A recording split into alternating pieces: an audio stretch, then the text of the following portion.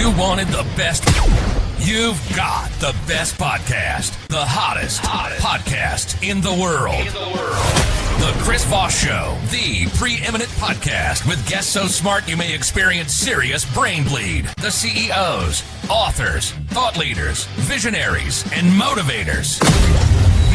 Get ready. Strap yourself in. Keep your hands, arms, and legs inside the vehicle at all times, because you're about to go on a monster education roller coaster with your brain. Now, here's your host, Chris Voss. Hi, folks. It's Voss here from thechrisvossshow.com. There you go. I'll just do it like a half an hour rendering of the fade out on that.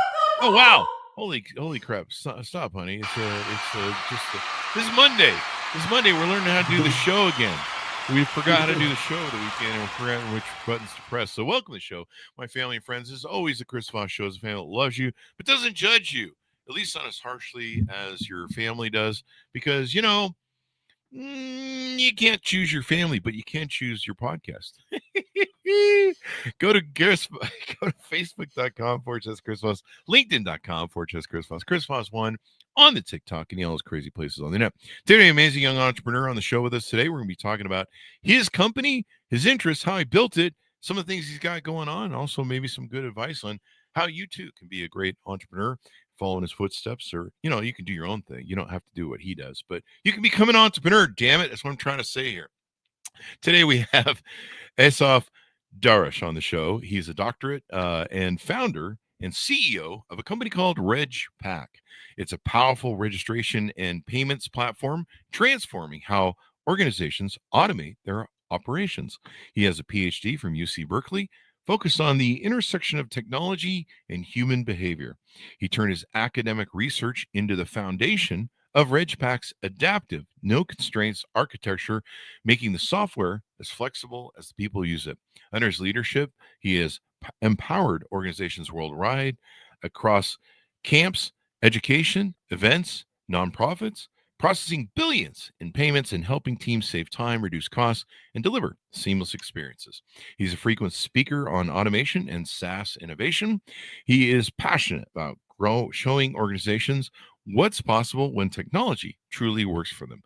Welcome to the show, Doc. How are you? Oh, perfect. Thank you. Thank you for having me. Thanks for coming. We certainly appreciate it. And you're perfect. Be careful. You know what they did with the last perfect guy. Anyway, I'm just kidding. Give us a .coms. Where do you want people to find you on the interwebs, get to know you better? Best way to find us is www.regpack.com. Also, LinkedIn/Asaf Darash or LinkedIn/RegPack. And also, our Instagram is pretty nice. There you go. Just RegPack. So give us a 30,000 overview of what you do there at RegPack and what it is. So RegPack basically does an onboarding software for services in mainly educational institutions. So think a camp or a school that you need to register your child. You need to go through to the forms. You need to give medical information, specific situations. You need to get more information than a different parent because your child has a specific condition. Then you need to select what you want them to do. If, let's say it's a camp, you want them to go to the soccer camp and not the tennis camp, then pay. We offer also installment plans, and then you're done. So something that would normally take you, 3 phone calls and 10 emails takes you 5 minutes for the parent. And from the organization standpoint, everything just flows.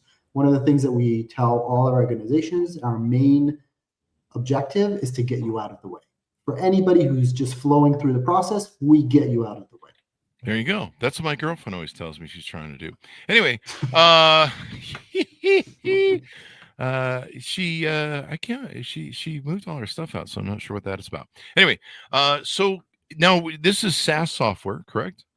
Correct. And what sort of clients do you kind of target most? It's business to business as well, right?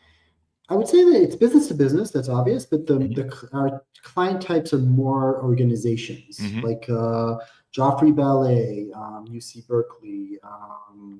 By the way, we have NASA as one of our clients. Oh, really? The U.S. Air Force. It's like, can I schedule myself to go up on the space shuttle there?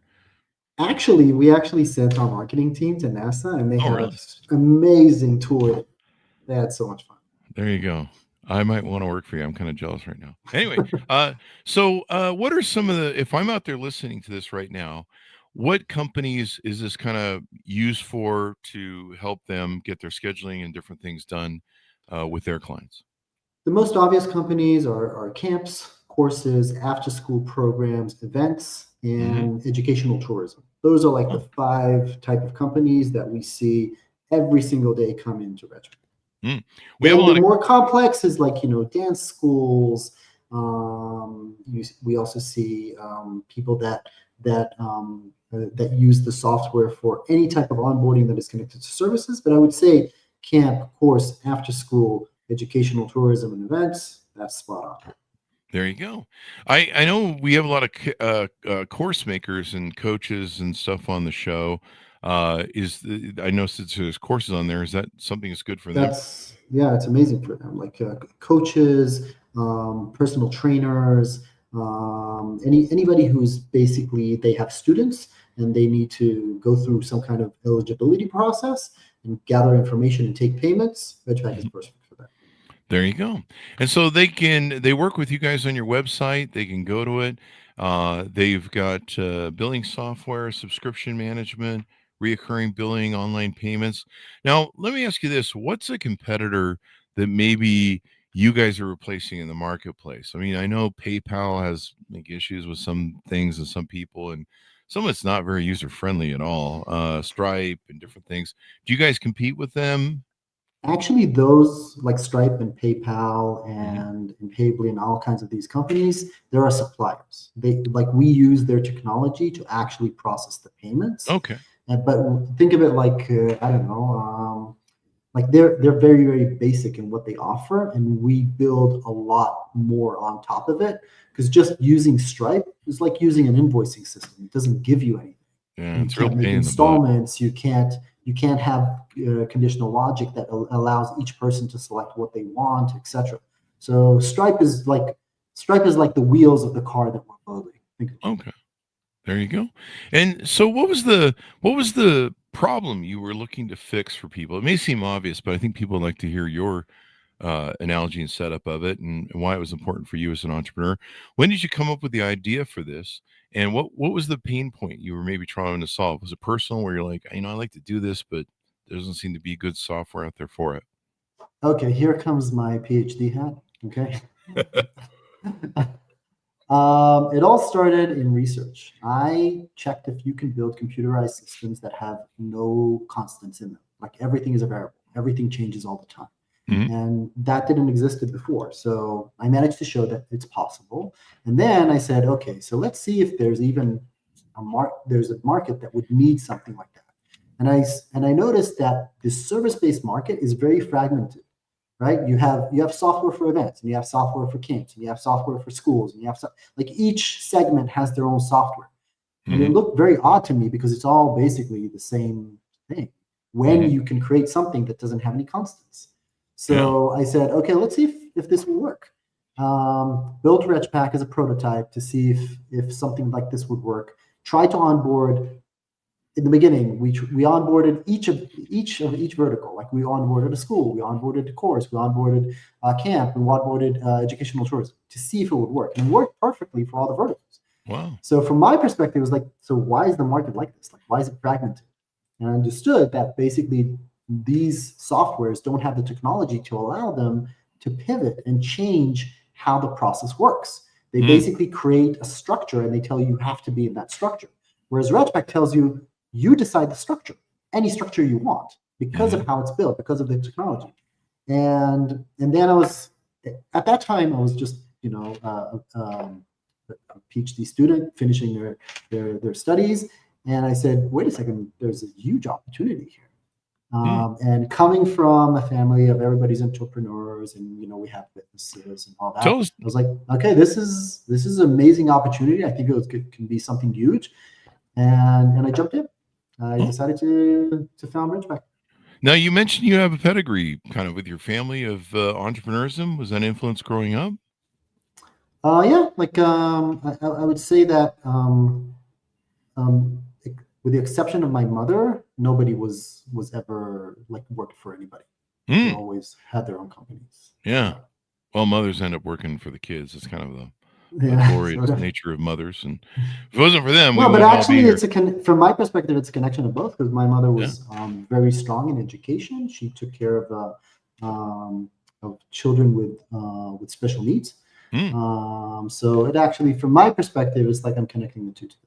Yeah, there you go. I mean, mom is kind of her own. She's the boss, so there you go. Yep. So you had that influence. Now, I actually have a funny story about that.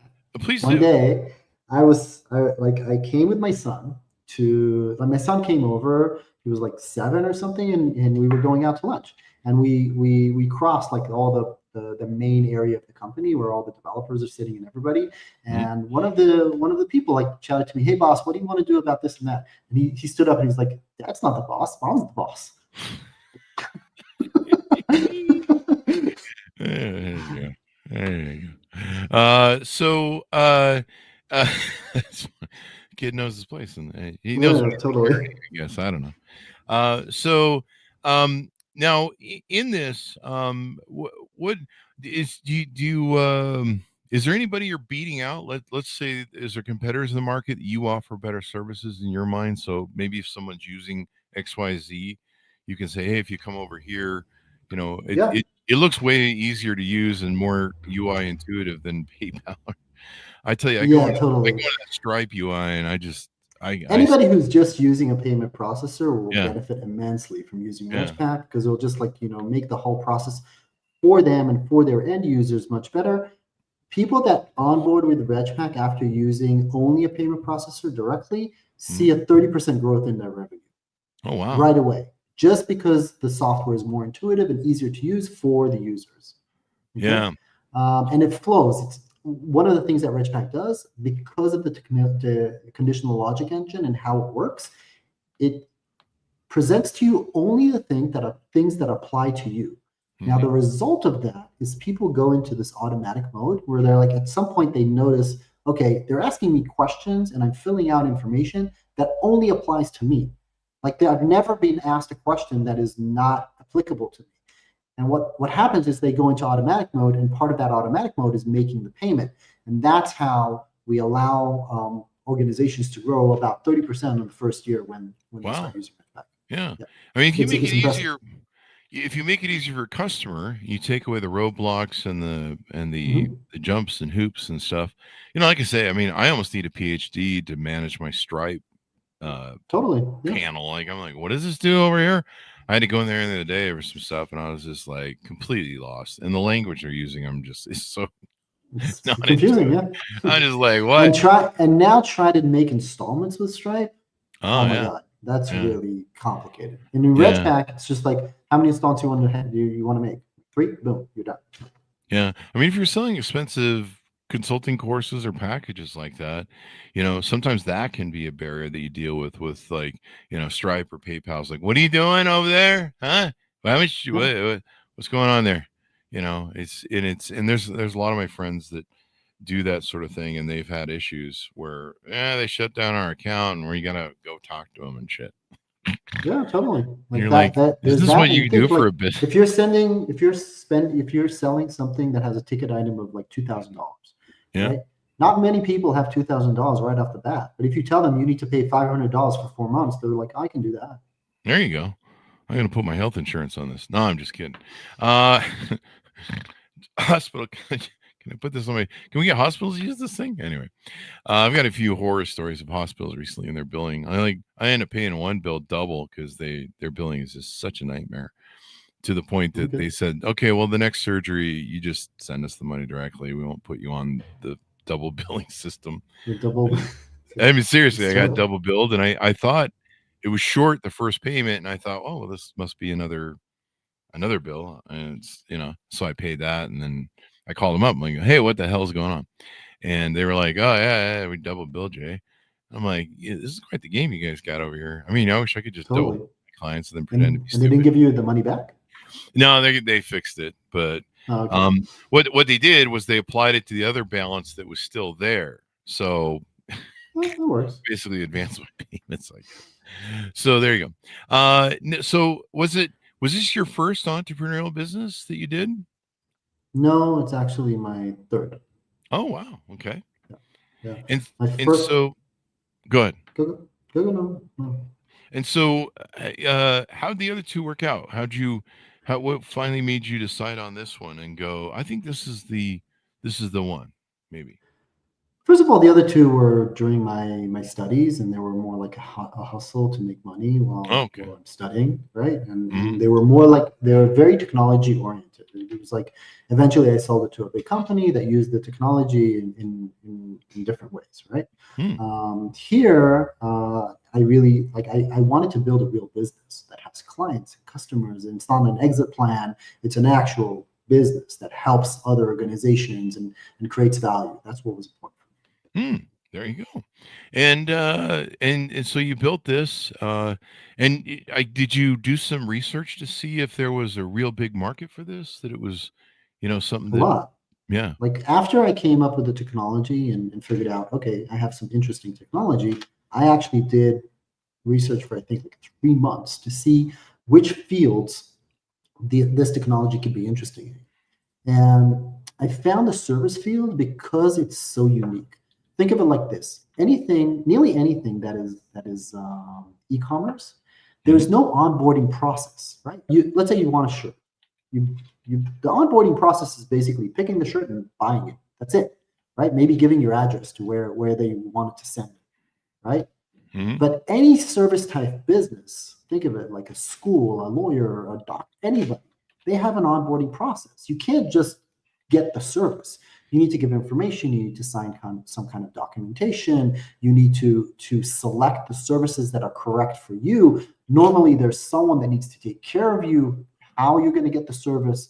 So, from my perspective, suddenly that was amazing because when you have a system that has no constants in it, you can create any type of onboarding process. Hmm. And that's where like the light bulb, I had that aha moment where it's like, okay, this is interesting because it's complex, it's very fragmented, and you have technology that can win over most of the market. Hmm. There you go. There you go. And so you launched this in, how many years ago did you start it? 10 years. 10 years ago. So you guys have been going Yeah, for quite some time now.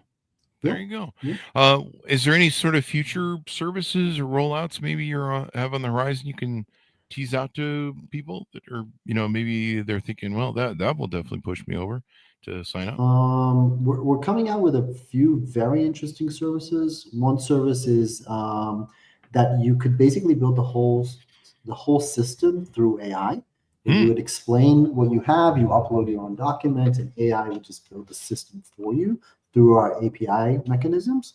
That's one. The second one is that we're coming out with a very flexible invoicing structure where you can continue to use basically, like you said, the wheels on the car, like you can use Stripe or whatnot. But now you'll have an invoicing service where you can split the invoices. You can send that out. It's like for bigger businesses normally, where Hmm. there's someone else paying versus someone else that's working on it. And then we've launched also our integration tools, where we now have integrations with QuickBooks and about QuickBooks is the one everybody uses, but about 300 other ones Oh, that, wow. that are going to be used. Yeah.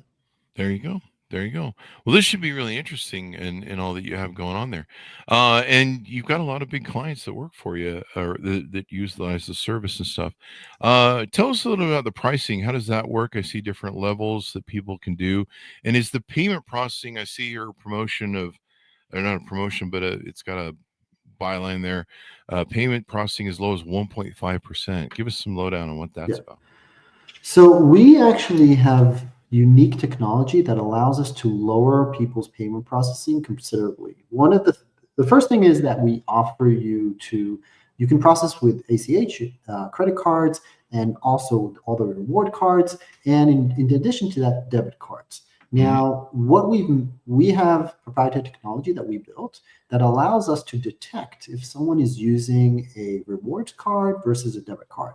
Now, Hmm. I'll explain why this is important. A debit card, to process a debit card from a business perspective, is much cheaper than to process a credit card or even a rewards card, right? Hmm. Now, once we can, and normally you only know that after you processed the card. So someone can come in, pay $1,000, and because they're using their Amex Platinum or whatnot, you're suddenly paying for that $100 $5 for processing or $6 sometimes because it's so expensive. Whereas if he uses a debit card, you'll be paying 90 cents or even 80 cents, right? So that's a huge difference. Now multiply that by big numbers, that's a lot of money. Now we created proprietary technology that allows us to detect the card type on the fly, like when they're actually typing in the card. Now what that allows us to only add fees for high cost cards. So from the business perspective, they can reach a situation where they're always paying like 1.5% because anybody who's using an expensive card type, they're paying the difference. Now, normally what happens is they see the fee and they're like, and it tells them like, okay, you're using Amex, whatever, this is the fee. But if you use your debit card, there's no fee. And then they just take out their debit card right away because they don't want to pay the fee, right? Oh yeah, nobody wants to pay fees. Fees are bad. And from their perspective, it's like I don't care. It's like, I don't care if I pay with my Amex or with my debit card. It's the same for me. They pay with their debit card, and suddenly the businesses are saving like 3, 4, 5% on their overall revenue, which is huge. Yeah, you guys should go talk to Walmart. I always go into my local Walmart, and they don't. You always have to shove the card in. You can't. Do the wave thing, the tap, right? And I'm like, what's going on with you guys? Like you're Walmart, like you can't afford new terminals or something or whatever. And they have like a little thing that keeps you from tapping. It's like a little hook. So I finally asked me, and I go, what the hell is it with you guys where I can't? Because there's been a couple times where it's my local Walmart and I'll forget my credit cards or my wallet at home, but I have my phone, so I can easily do the tap thing with the phone. The tap is more expensive for them. Yeah, and you know what they told me? They go, their arrangement is through Apple, and Apple charges like an arm and a leg or something. Yeah, and they're like, yeah, we just rather it charges more for the tap. I'm like, are you for real? Yeah, because it's considered higher risk. Yeah, tap. and oh, is that why too? Okay, yeah, all right, but I'm just sitting there just going like, you're Walmart, you can afford it. They want to make more money. That's fine. Isn't it right? Is it crazy? I mean, but every other place I go into, I think that's the only store I go into that doesn't have tap. Everyone's got tap now, so it makes it really inconvenient. Especially, like I think I had one time where I bought a bunch of groceries and I thought my wallet on me and I didn't, and I was like, well, I got my phone, and they're like, yeah, screw you. And I was like, what the hell? But and then for some reason, they'll let you do the tap because they'll lose so much business from people not forgetting their wallet. Yeah. But I mean, they told me they have some square deal with, or square deal might be the wrong word. They have some deal with Apple, and I'm just like, don't they do phones anyway? So there you go. What haven't we talked about that RegPack offers in features and benefits? Maybe I noticed you guys have something here, reporting and analytics. PayPal's reporting analytics is a nightmare. I haven't really tried. I would say that the biggest thing that RegPack does for an organization is the automation. What we always talk about is that when an organization comes to us, we sort of like learn the process, understand what their needs are. Normally, I also like when I get on a call, sometimes I get on a call, I don't want to hear their pain points. I want to hear what their goals are. Like, where do you want to be 12 months from now, 24 months from now? Where do you want to be? What are your goals? And then we take that, and what we do is, because RegPack is a software that automates the process, we look for what we call the common case. We say, okay, what do 90% of your clients, considering that you can do like conditional logic, what do 90% of your clients do? Like, what is the process that they go through? Okay. And we find that sort of like, tree where 90% of them go through. We automate that completely. And that's where we tell the organization, okay, what we just did is we took you out of the way for 90% of your clients, maybe 95% of your clients. Now what happens is you only take care of the special cases. Someone can't come. There's a problem in the family. They want to transfer the money from one user to the other user. Stuff that you could not automate ever because Mhm. people are people, right? But suddenly an organization that was spending hundreds of admin hours just taking care of work that they shouldn't be doing because a computer can do it. There is a common case. What happens, suddenly the organization takes all these people that used to do grunt work and they can connect with their clients. They can connect with their students, with their campers, with their travelers, etc. And the client satisfaction just skyrockets Wow. because you automated the common case. You took what most people go through and you just made it flow. So do you Suddenly kind of everybody has custom? time. Sorry to interrupt you. Do Yeah, you no, kind of go. customize that flow then? It sounds like you guys are really customer centric and help people design what they need to do or solve problems. Actually, we are very customer centric, and the way what I'm talking about, like I said a few times, the conditional logic engine. Basically, Mhm. what happens in RegPack is as people are going through the onboarding process, what happens is the conditional logic understands who they are and what they need.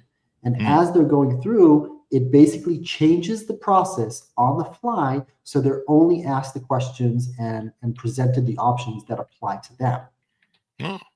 So that way, think of it like, one person can come in and fill out 5 forms, and another person would fill out only 3 forms. Mm. One person would be offered things that are connected to teens and sports, and another person would be offered things that are connected to art, based on obviously the offering of the organization. Mm. And everything there works, everything in the software works that way to make sure that every person is going through the unique process that only they should be going through. Huh. Well, that's definitely customer centric. Yeah. Making systems that make it easy, an easy UI, make it not a lot of hurdles that people have to go through. That can really be important because you deal with some of this other stuff and like I say, if you got a bad UI, it drives customers away. They're like, I don't want to deal with this. I mean, I've had to deal with a few lately in the medical community. I had to get some surgery for hernia, and boy, some of the things they presented me with, you got to sign up here with the doctor, and then you got to sign up here with the the hospital, and then they got all the vendors and crap, and you're just like, what's going on, man? And Yeah. some of their stuff looks like it was done by like Windows Vista. Like what is going on? I'm trusting these people with my life under anesthesia.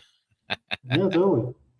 What we always tell the engineers that help organizations build these things, think of a mother that's like super tired, end of day, needs to register their kid to something Oh, yeah. while making dinner.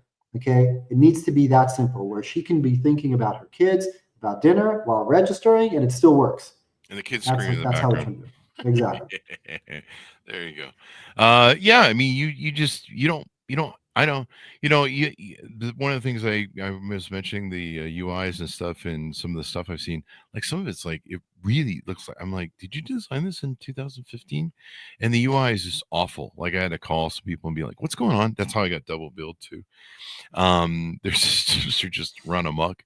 What it was is it billed me for the bill, and so I made a payment, and they had a payment thing for me for the surgeries, and so I made a payment.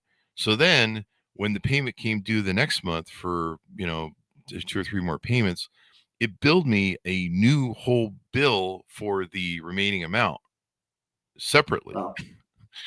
And so I remember seeing it. I'm like, oh, that's a different amount, but it's not as much. So I guess I got to pay that too. So I paid that, and then I looked on the UI, and I'm like, wait, there's 2 of them here. What's going on? I called them, and they're like, yeah, it's doing that. So we'll merge it and fix it. But I'm like, you shouldn't have to merge it and fix Exactly. Like think of like from it. the organization standpoint, they also wasted a ton of time. Oh yeah, Where people because need I to had to get fix on the things all the phone and time. call them as a customer and be like, Yeah, what the hell? Why am I everybody's having to wasting time for no babysit your reason. life? Yeah. So yeah, it's crazy, man. Anything more we need to talk about? I think it's great that you guys are able to sit down and work with people, customize them. I noticed there's an open API and webhooks. Is that something Yep. customers can utilize if they have sort of hooks? Normally, bigger clients use that, but we do have Hmm. a large number of our clients use the API. Basically, what you're able to do with the API, it's a total open REST API where it allows you to retrieve and change information in the system. So if you need to connect it to a customizable CRM, if you need to have data transfer between units in your organization, then it is really helpful. Or if you need to create some kind of functionality that does not exist in Regpack, you have the open API and you can use that. For example, we have JCC is like a client that uses the API extensively. I just know because I talked to it about an hour ago with one of our devs. They have like sort of like Olympic games. It's like for teens, right? And they have like all kind of logic that needs to happen in the background based on background checks and the connection of where you're coming from, etc. And they use the API in order to make sure that all this logic is seamless to the client.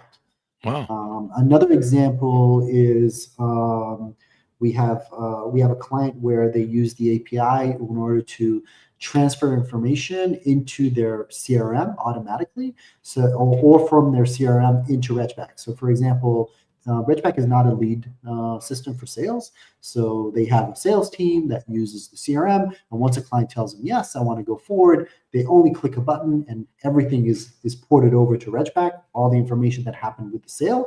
And now when the client comes in, they don't need to fill out double information. The person that's taking care of them understands exactly what happened with this client. And there's no miscommunication, and it happens with a click of a button. There you go. Click of a button. Ease of use. Friendly UI. Anything more we need to know about that we haven't talked about Regpack before we go out? No, I think that's it. There you go. And so I noticed people can hit a button to speak to experts. So it sounds like there's help readily available. People don't have to fumble around the site. They can be like, hey, how does this work? And I love that you guys, the one thing I did with our companies is I always customize for our clients, especially our bigger one. And we try and make it easy for them to integrate with us. And, it's so hard to get people to do that nowadays. It's kind of weird. People are just like, no, just fill out the form on the website and don't talk to us. No, we talked to you. Don't worry. It's like, we'll get back to you next week. Just send us an email and we'll, if we get back to you, that or we get back to people. Actually, a lot of times I like to participate myself in some of these conversations because some of these organizations are amazing. It's like, organizations that are helping autistic kids or organizations that are helping children that do not have access to technology learn how to program. So from some of the times, it's really heartwarming what these organizations are doing. That's pretty cool. Yeah. And you can just make things easier because they got better things to do than mess with this stuff too. They're trying to help kids, people, and do their events and stuff. Last thing you do is you don't want to get a doctorate in how to process payments. That's your job. There you go. It's really complicated, actually. Yeah, I know. Yeah, that's the thing. You don't want to learn the whole thing. So, give us a final pitch out for people to onboard with you. How can they reach out? How they can get to know more, et cetera, et cetera. Yeah, best way to go to the website, regpack.com. There you can fill out the form. A specialist in your field will contact you. And there's a whole process that you see a proof of concept. There's an ROI call. The whole thing is made to make sure that you understand how Regpack is going to help you. In terms of seeing testimonials, clients, all that is on the website or on our LinkedIn. Our LinkedIn is actually very active. And I also suggest just writing in Google Asaf Darash Forbes. We did a lot of research around how Regpack is helping various organizations, and Forbes was kind enough to publish a lot of it. They were very interested in it. So you can do that. There you go. The more business, the better. Well, thank you very much for coming on. Give us your .coms one last time as we go out, and we'll wrap the show. Yeah, www.regpacks.com. LinkedIn/Regpack, LinkedIn/Asaf Darash, and Instagram just Regpack. That's it. There you go. Well, thank you very much for coming on the show. It's been a wonderful, Doc, to have you on and find out more about what's going on. And of course, if you can save money, you can create seamless process for your clients. That just makes everything better. Thank you very much. Thank you. Thank you. And thanks for tuning in. Go to goodreads.com/Chris Voss, LinkedIn.com/Chris Voss, Chris Voss one on the TikTokity, and all those crazy places on the internet. Be sure to refer the show to your family, friends, and relatives, or else, I might have to go door knocking, like the Seventh-day Adventists or Mormons or the Scientologists start sending you weird mailers and stuff that I get all the time. And beg people to subscribe to the show. So help me out if you would, please, because we 2,500 shows, 17 years. We're going to try and do 17 more and another 2,500 shows. I need to quit saying that because I kind of have cringe because I know how much work goes into that. But I love you guys. So love me back, please. That's all I'm asking. That's all I'm asking, man. I just want you to love me back. Take care. Be good to each other. Stay safe. We'll see you next time. And that should have us up.